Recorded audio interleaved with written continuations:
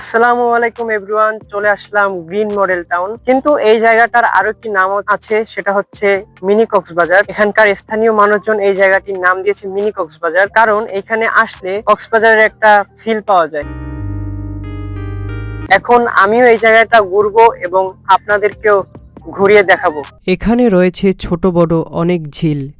দেখুন কত সুন্দর ঝিল। এখানে মাছও ধরা হয়। ছোট ছোট নৌকো নিয়ে মাছ ধরার জন্য এখানে অনেকেই আসে। পড়ন্ত বিকেলে এখানকার প্রাকৃতিক দৃশ্য এক অপরূপ সৌন্দর্যে সাজে। এখানে খোলা আকাশের নিচে রয়েছে বিশাল বড় বালুর মাঠ। এই বালুর মাঠের পাশ ঘিরেই মূলত মিনি কক্সবাজারের অবস্থান। বিকেল হলে এই জায়গা জমজমাট হয়ে যায়, কারণ এখানে বিকেলে মেলার মতন বসে। মেলায় বিভিন্ন শ্রেণী পেশার মানুষজন তাদের পরিবারের সদস্যদের নিয়ে আসে। মেলায় বিভিন্ন ধরনের জিনিস বিক্রি হয়, এর সাথে এখানে বিভিন্ন রকমের খাবারও পাওয়া যায়। তাছাড়া বিভিন্ন রকমের আচারও এখানে পাওয়া যায়। দেখুন কত রকমের আচার।